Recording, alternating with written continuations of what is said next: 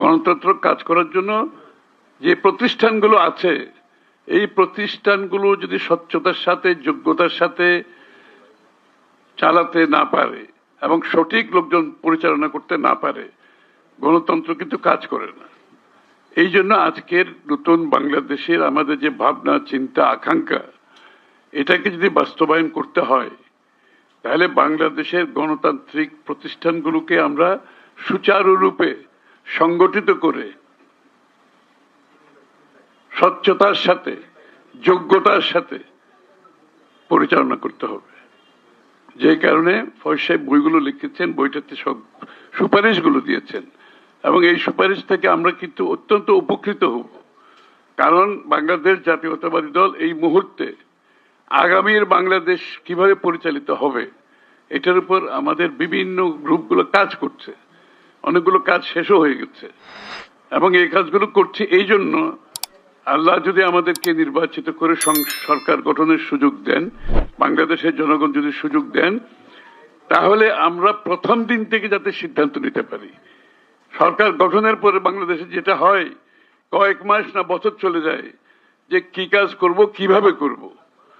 এইবার আমরা সিদ্ধান্ত নিয়েছি, এখন থেকে আমাদের সমস্ত প্রস্তুতি আমরা ইনশাল্লাহ শেষ করে ফেলেছি, প্রায় শেষের দিকে, যাতে সরকার যদি গঠন করার সুযোগ দেয় আল্লাহ, তাহলে আমরা প্রথম দিন থেকে আমাদের সিদ্ধান্তগুলো একটার পর একটা দিতে থাকবো। এবং সিদ্ধান্তগুলো কিন্তু ওপেন কোনো সিদ্ধান্ত না। এই সিদ্ধান্তগুলো কিভাবে বাস্তবায়ন করব, এর রিসোর্স কোত্থেকে আসবে, সব কাজগুলো কিন্তু আমরা এখন শেষ করে ফেলতেছি। এবং এই জন্য যাতে করে বাংলাদেশের মানুষের কিন্তু আকাঙ্ক্ষা এখন আকাশচুম্বী, এটা তো আপনারা বুঝতে পারছেন। এত বড় একটা পরিবর্তনের পরে যে আকাঙ্ক্ষা, যে প্রত্যাশা মানুষের মনে জেগেছে, এইটা কম সময়ের মধ্যে পূরণ করতে হবে। এই জন্য আমরা কি কি করব, কিভাবে করব, কত দিনের মধ্যে করব, সেটাও বলে দিচ্ছি। কত দিনের মধ্যে করব, কোনটা কত দিনের মধ্যে করব, সেটা আমরা বলে দেব, যাতে করে সরকার সুচারুরূপে, দক্ষতার সাথে, স্বচ্ছতার সাথে পরিচালনা হয়। অত্যন্ত গুরুত্বপূর্ণ। এই কাজগুলো আমরা শেষ করছি এখন। এর মধ্যে পুলিশের বিষয়টা আপনারা জানেন, আইন শৃঙ্খলা অত্যন্ত গুরুত্বপূর্ণ।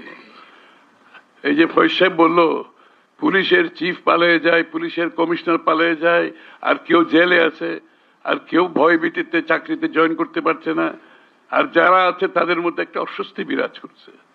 কেন? একটা দেশের আইন শৃঙ্খলা বাহিনী যদি ওই জায়গায় চলে যায়, আপনি ওই দেশটি কিভাবে পরিচালনা করবেন?